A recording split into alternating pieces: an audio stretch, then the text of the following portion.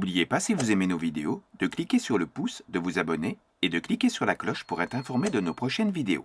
Aujourd'hui, nous allons étudier le 13e arcana de l'archange Gabriel. Cet arcana est lié à une règle qui nous dit « Tu t'éloigneras de la tentation de l'alcool, de la drogue, du tabac, des produits chimiques et de l'électricité intensive. » Je répète cette règle.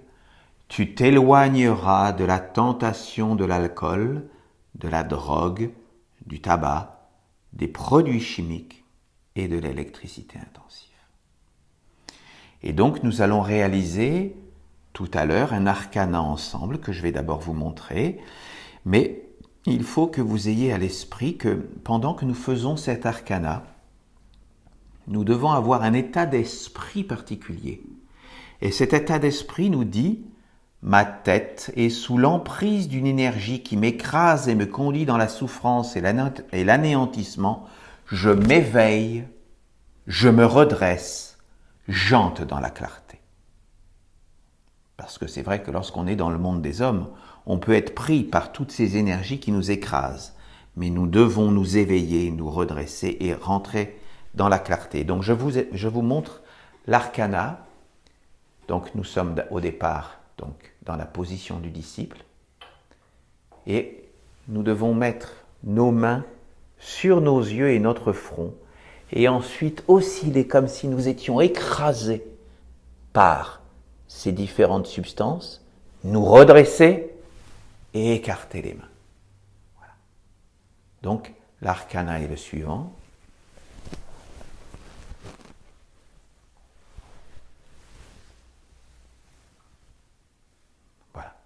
Donc tout à l'heure, nous le pratiquerons ensemble. Mais tout d'abord, je vais vous expliquer la sagesse de ce commandement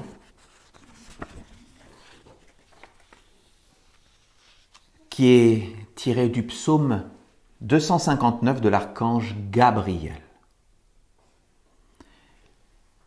Donc je répète la règle, le commandement, tu t'éloigneras de la tentation de l'alcool, de la drogue, du tabac, des produits chimiques et de l'électricité intensive.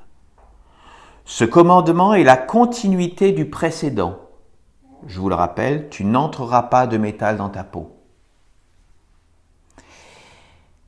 Et déjà, il y a quand même quelque chose sur lequel je voulais attirer votre attention. Ce sont les mots qui sont employés. Les premiers mots, c'est « tu t'éloigneras ». Et par ces mots-là, le monde divin ne nous condamne pas. Il ne nous dit pas « tu seras condamné, tu seras… » Il n'y a pas de jugement dans ce terme-là. Le monde divin ne nous juge jamais. Il nous donne la liberté. Et le monde divin nous instruit avec tout son amour. Et il nous dit, tu t'éloigneras. Et ensuite, chacun est libre. Il n'y a pas de condamnation pour ceux qui vont fumer, utiliser des produits chimiques, de l'alcool, la drogue, l'électricité intensive. Jamais de condamnation. C'est simplement, il nous donne, il nous transmet sa sagesse. Tu t'éloigneras. Et donc l'archange poursuit. L'homme est un être global et animiste, vivant dans plusieurs mondes. Prendre des substances modifiant l'état de conscience de l'homme peut devenir négatif. Un double est alors créé à l'intérieur du corps, qui fait apparaître une fausse identité et engendre un changement de comportement, un état d'être, un mode de vie. Cette existence est inspirée par des entités, par des mondes subtils bien réels qui sont à l'extérieur, à la véritable destinée de l'homme et qui ne sont pas en alliance avec les mondes supérieurs. Bien souvent, il s'agit de substances chimiques ou alors de substances naturelles détournées des dieux et qui ont pour unique but de modifier la conscience de l'homme pour l'attirer dans une autre destinée que la sienne. comme le tabac, les plantes hallucinogènes, les champignons, etc. Il y a des substances qui vont modifier l'état de conscience. Et à ce moment-là, nous pouvons perdre le contrôle, éventuellement même simplement quand on est addict à quelque chose. L'addiction au tabac, à l'alcool ou à d'autres drogues, effectivement, sont des êtres qui possèdent l'homme, qui rentrent à l'intérieur de lui pour prendre les commandes. Et donc, à partir de ce moment-là, l'homme peut être détourné de sa véritable destinée, qui est celle d'être un homme droit, d'être un homme conscient de sa place dans l'univers et qui se dirige pour être en lien avec les mondes divins. Donc, voilà, nous devons prendre conscience de cela.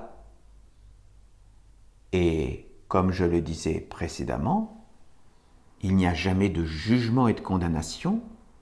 Et donc, ceux qui éventuellement ont pu utiliser ces types de substances, peuvent en retirer une connaissance, une sagesse pour s'en sortir, justement.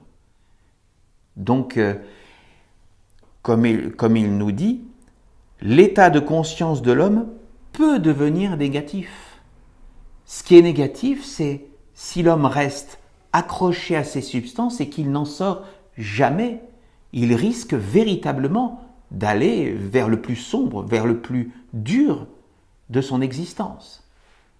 Mais si l'homme arrive à sortir de cette emprise, effectivement, il peut en ressortir une sagesse, il peut en ressortir une expérience qu'il peut au contraire le renforcer et lui donner le sens du chemin. Mais c'est une possibilité, mais le risque est, nous le savons, toujours très grand de devenir dépendant de toutes ces substances. Donc voilà, mieux vaut ne pas y toucher et de s'en éloigner le plus rapidement possible. L'archange poursuit. Étudier jusqu'à comprendre que l'homme ne peut fonder une vie et un futur sain et harmonieux que par l'alliance consciente et vivante avec des mondes supérieurs divins. Lorsque nous faisons des alliances avec des substances qui nous servent à nous sortir de nous et à prendre les commandes de notre organisme, de notre corps, de nos pensées, nous ne nous préparons pas à ce moment-là une vie saine et harmonieuse. Le monde divin connaît la véritable nature de l'homme et est en accord avec elle. Il ne va jamais détourner l'homme de son juste chemin en créant en lui un faux double et une fausse identité qui vont le déposséder de son individualité. Bien souvent, les substances extérieures à la destinée de l'homme sont des énergies mortes, même si elles possèdent un pouvoir actif. Leur but est de détruire l'identité de l'homme. Croyez-vous qu'un homme qui consomme de la drogue, des médicaments de synthèse ou toute autre substance artificielle étrangère à son corps restera lucide et agira par lui-même? Non. Le fondement de ces substances est de placer l'homme en dehors de son corps et d'agir à sa place. En en prenant, vous mettez votre corps et votre destinée entre les mains de mondes et de certaines intelligences dont vous ignorez presque tout. Vous ne savez pas quelle destinée ces mondes vous préparent et à qui cela va profiter. Vous direz que c'est juste pour être un peu mieux, pour vous amuser, pour être en dehors du corps, pour entrer dans un autre monde ou améliorer un fonctionnement. Moi, je vous dis que seule la lumière de Dieu peut éclairer l'homme et le conduire dans la sagesse, l'amener à comprendre que s'il y a un mauvais fonctionnement dans le corps ou la vie, c'est qu'il y a à la porte de l'être des mondes qui demandent la libération ou la guérison. Si vous prenez une substance chimique ou artificielle pour endormir cela, vous créez un obstacle à la transformation par l'intelligence de la vie. D'où l'importance toujours d'être conscient de ce que l'on fait dans notre vie, d'avoir le discernement Et tout à l'heure, lorsque nous chantions le chant « Ne laisse pas le monde organisé par les hommes organiser ta vie », voilà, c'est aussi de cela dont il s'agit. Parce que dans le monde de l'homme, eh bien, il y a ces substances, il y a les personnes qui tombent addictes des jeux vidéo. Et voilà. Là, mon propos n'est pas de dire qu'il ne faut pas jouer aux jeux vidéo. On a le droit de s'amuser comme on veut. Mais voilà, il y a toute la différence entre le moment où on peut tomber dans une addiction. Donc, s'amuser, se détendre, c'est nécessaire. Mais toujours dans la vigilance de ne pas tomber dans un excès qui peut faire que la personne devient addicte. En utilisant ces substances, vous vous conduisez vous-même et les générations futures dans une dépossession de soi pour finalement un jour ne plus être capable de contrôler par vous-même votre intellect, vos états d'âme, votre corps et votre destinée. Olivier Manitara demanda alors à l'archange « Père Gabriel, toutes ces substances et ces pratiques ont envahi nos vies quotidiennes.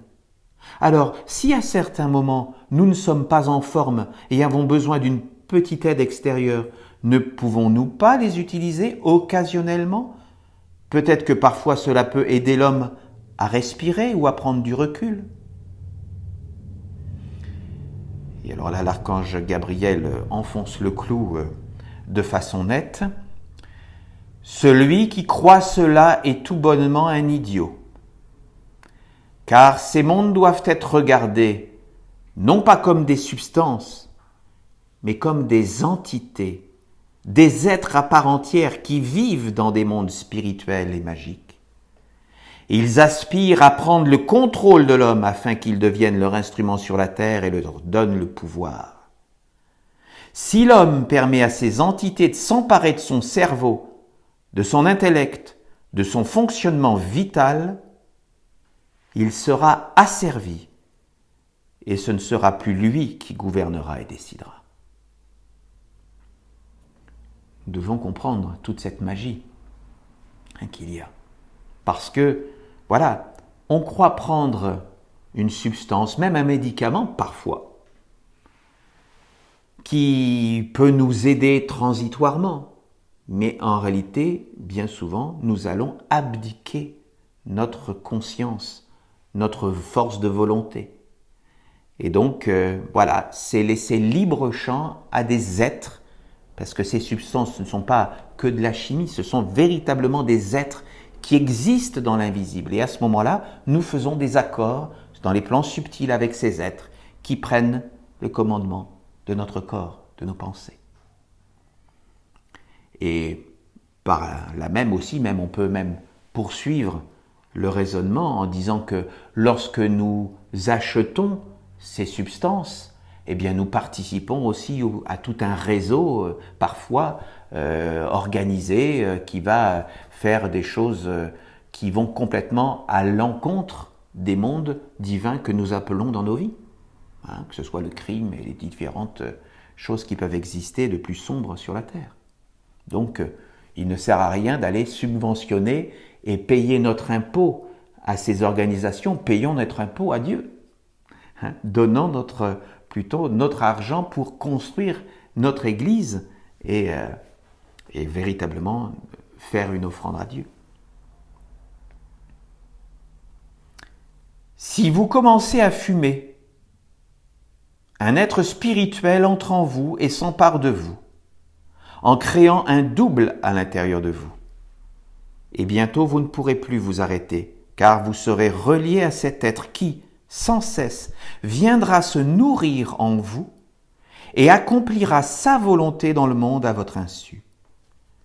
Il en est de même pour l'alcool, la drogue, les médicaments, les substituts. L'homme commence, et au bout d'un certain temps, il ne peut plus vivre sans eux. L'électricité intensive est l'un des pires poisons et envahissements. Elle est une énergie de destruction de la vie et de l'intelligence. L'électricité anéantit toutes les protections subtiles du corps, le rendent semblable à une éponge qui mélange les énergies extérieures avec les énergies intérieures d'une façon incorrecte. Cela engendre des troubles, des dérèglements, une instabilité. Ceux qui sont exposés à l'électricité intensive deviennent inconstants, ils s'irritent, s'emportent et s'excitent de plus en plus facilement. Puis ils sont fatigués, épuisés, sans énergie, sans force. Ils entrent dans des hauts et des bas, devenant calmes puis violents et ainsi de suite. L'électricité est un monde de dualité qui détruit l'équilibre vital à l'intérieur de l'homme. Elle crée en lui des soubresauts qui font en sorte qu'il s'épuise. Cela va contre la nature profonde de l'homme qui doit être enraciné dans la terre pour faire de sa vie une base solide et être capable d'être stable et serein pour porter un monde supérieur. Donc là, il nous donne bien une leçon. Il nous explique les processus dans les mondes subtils qui se passent avec l'électricité intensive.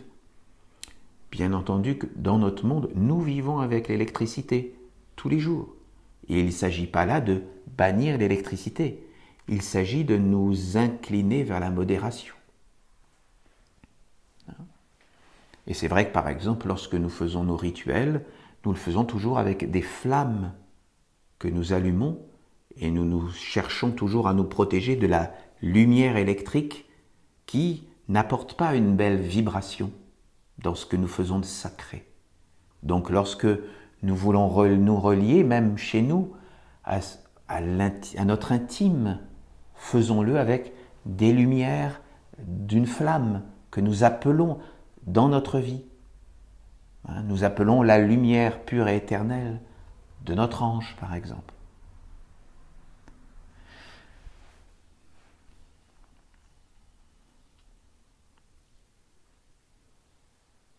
Si le corps demande quelque chose à l'homme qui habite à l'intérieur, celui-ci doit être suffisamment bien éduqué pour lui apporter ce qui est bon, ce qui le guérit, le renforce et le conduit vers le service de ce qui est immortel et plus grand que le corps.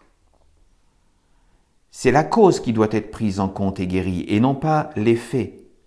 L'effet n'est qu'un indicateur à prendre en compte pour découvrir la cause.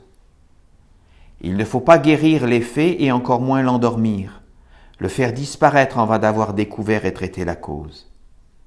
Si l'homme souhaite prendre des drogues pour s'évader de la vie matérielle et voyager dans d'autres mondes, qu'il utilise et développe en lui la sensibilité animiste, en découvrant comment le monde fonctionne. C'est toujours l'intelligence qui doit être éveillée, et non la sensiblerie.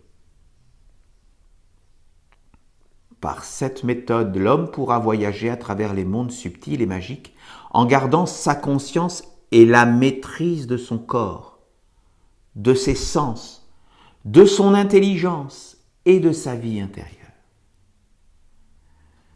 Donc vous voyez bien que l'archange nous explique que nous relier avec l'invisible doit être fait dans la pureté de notre intention, dans la pureté de notre corps, de notre esprit.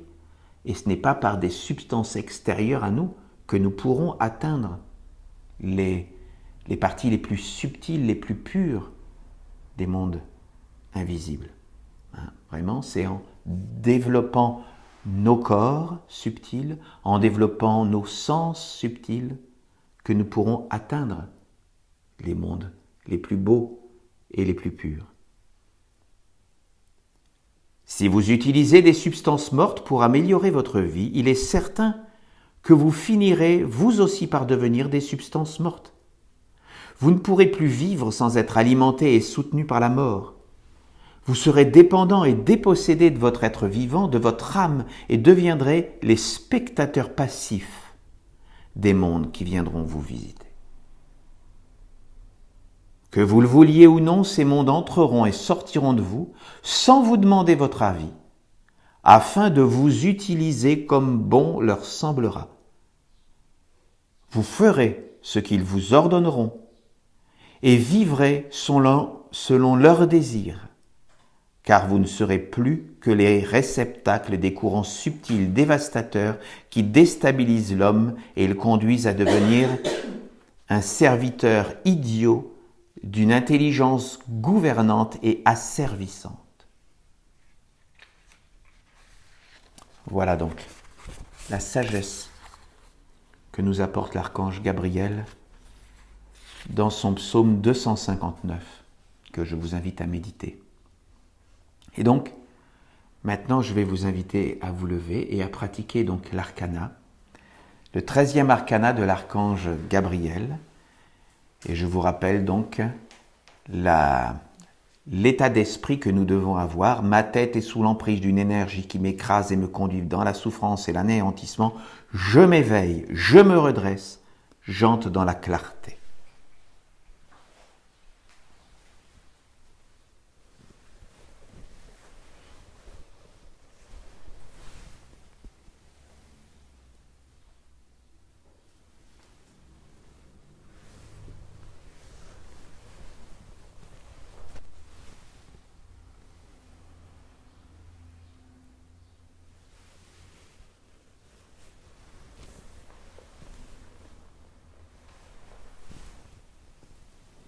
Je vous invite à poursuivre.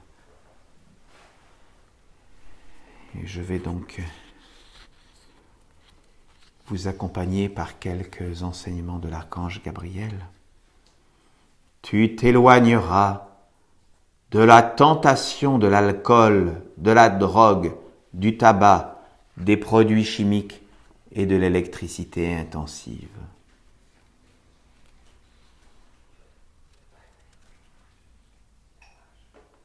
Croyez-vous qu'un homme qui consomme de la drogue, des médicaments de synthèse ou toute autre substance artificielle étrangère à son corps restera lucide et agira par lui-même? Non. Le fondement de ces substances est de placer l'homme en dehors de son corps et d'agir à sa place. En prenant, vous mettez votre corps et votre destinée entre les mains du monde et de certaines intelligences dont vous ignorez presque tout. Vous ne savez pas quelle destinée ces mondes vous préparent et à qui cela va profiter. En utilisant ces substances, vous vous conduirez vous-même et les générations futures dans une dépossession de soi, pour finalement un jour ne plus être capable de contrôler par vous-même votre intellect, vos états d'âme, votre corps et votre destinée. Si vous commencez à fumer, un être spirituel entre en vous et s'empare de vous, en créant un double à l'intérieur de vous, et bientôt vous ne pourrez plus vous arrêter, car vous serez relié à cet être qui sans cesse viendra se nourrir en vous et accomplir sa volonté dans le monde et à votre insu. Il en est de même pour l'alcool, la drogue, les médicaments, les substituts. L'homme commence et au bout d'un certain temps, il ne peut plus vivre sans eux.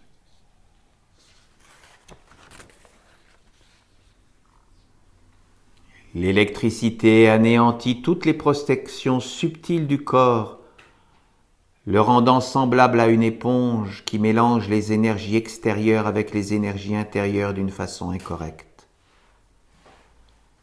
Cela engendre des troubles, des dérèglements, une instabilité qui, ceux qui sont exposés à l'électricité intensive deviennent inconstants, ils s'irritent, s'emportent et s'excitent de plus en plus facilement, puis ils sont fatigués, épuisés, sans énergie, sans force.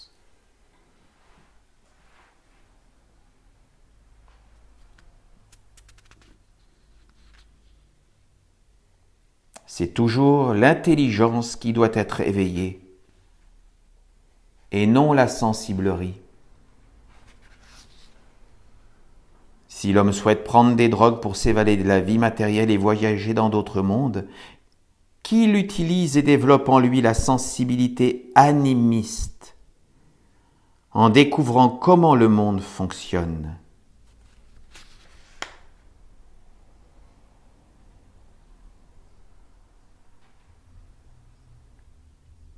L'homme pourra voyager à travers les mondes subtils et magiques en gardant sa conscience et la maîtrise de son corps, de ses sens, de son intelligence et de sa vie intérieure.